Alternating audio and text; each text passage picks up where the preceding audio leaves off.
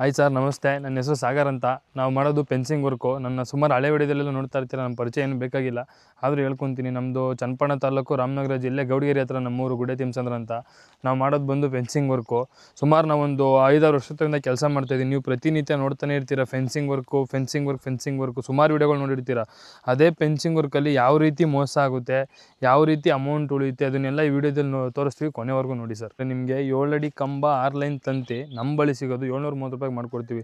ನಿಮಗೆ ಮೆಟೀರಿಯಲಲ್ಲಿ ಬಂದು ಕೋಲಾರದ ಕಂಬ ಹಾಕ್ಕೊಡ್ತೀವಿ.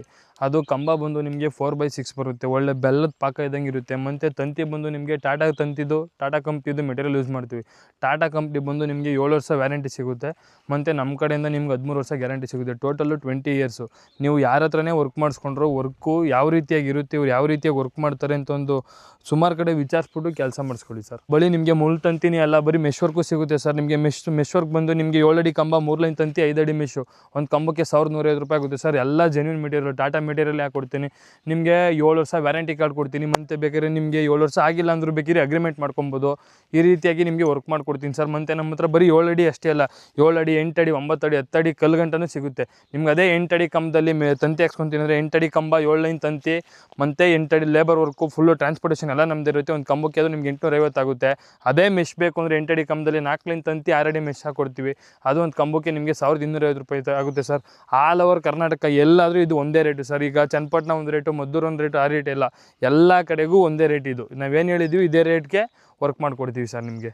ಮತ್ತು ಈಗ ಅಷ್ಟೇ ಅಲ್ಲ, ನಾವಿರದಂತೆ ವರ್ಕ್ ಮಾಡ್ತಾರೆ ಅನ್ನೋದಲ್ಲ. ನಮ್ಮ ಲೇಬರ್ಗಳು ಕೂಡ ನಾವಿರಲಿ ಇದ್ದೇ ಒಲಿ ನಿಮ್ಮ ಜಮೀನಿಗೆ ಬಂದಾದಮೇಲೆ ನಿಮ್ಮ ಜಮೀನಲ್ಲಿ ಮೂರನೇ ಕಂಬ ಅಂದರೆ ಸರ್ವೆ ಪೋಲ್ಸ್ ಅಂತ ಇರುತ್ತೆ. ಅದನ್ನು ತೋರಿಸ್ಬಿಟ್ಟು ದಾರ ಕಟ್ಸ್ಬಿಟ್ಟು ಹೋದರೆ ನೀವು ನಮ್ಮ ಜಮೀನುಗಳು ನಮ್ಮ ಲೇಬರ್ಗಳು ನಾವಿರಲಿ ಇಲ್ಲದೆ ಹೋಲಿ ನಿಂತು ಅವ್ರ ಜಮೀನಲ್ಲೇ ವರ್ಕ್ ಮಾಡ್ದಂಗೆ ಮಾಡಿಕೊಡ್ತಾರೆ.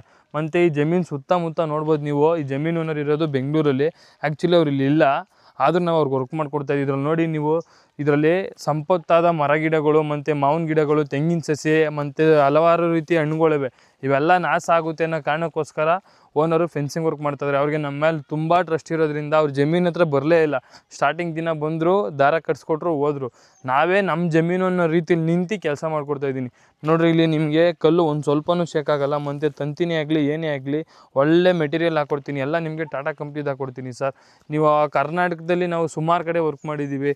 ಚಿಕ್ಕಬಳ್ಳಾಪುರ, ಚಿಕ್ಕಮಂಗ್ಳೂರು, ಸುಮಾರು ಕಡೆ ಸರ್. ಆಲ್ ಓವರ್ ಕರ್ನಾಟಕ ಸುಮಾರು ಜಿಲ್ಲೆಯಲ್ಲೂ ನಡೆದೈತೆ, ಸುಮಾರು ತಾಲೂಕಲ್ಲೂ ನಡೆದೈತೆ. ನೀವು ಕರ್ನಾಟಕದ ಯಾವುದೇ ಮೂಲೆಯಲ್ಲಿ ಬಂದು ವರ್ಕ್ ಹೇಳಿದ್ರು ನಾವು ಇಮಿಡಿಯೇಟಾಗಿ ಬಂದು ಮಾಡಿಕೊಡ್ತೀವಿ ಸರ್.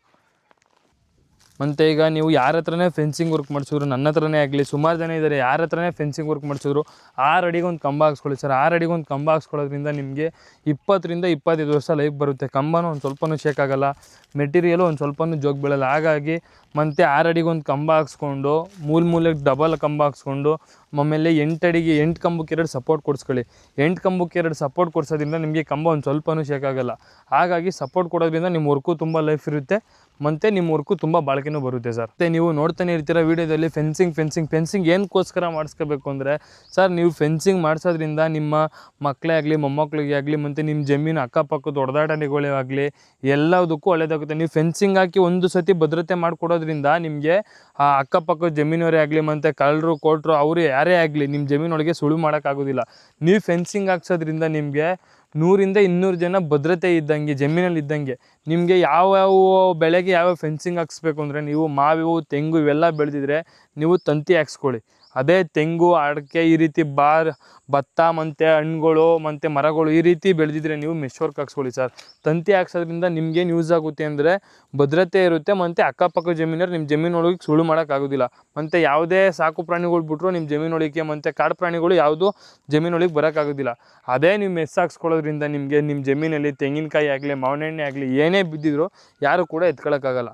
ನೀವು ಮೆಸ್ಸು ಮತ್ತು ತಂತಿ ವರ್ಕಲ್ಲಿ ನಿಮಗೆ ಮೆಶ್ ವರ್ಕು ಅಮೌಂಟ್ ಜಾಸ್ತಿಯಾಗಿ ಹೋಗುತ್ತೆ. ಮತ್ತು ಮೆಶ್ ವರ್ಕ್ ಅಂದರೆ ಏನು ಯೂಸ್ ಆಗೋಲ್ಲ ಅಂದ್ಕೊಬೇಡಿ. ನೀವು ಮೆಶ್ ವರ್ಕ್ ಹಾಕೋದ್ರಿಂದ ನಿಮಗೆ ಮುಳ್ಳಂದಿನೇ ಆಗಲಿ, ಈ ರೀತಿ ಕಾಡಂದಿಗಳೇ ಆಗಲಿ ಯಾವುದು ಒಳಗಡೆ ಬರೋಕ್ಕಾಗಲ್ಲ.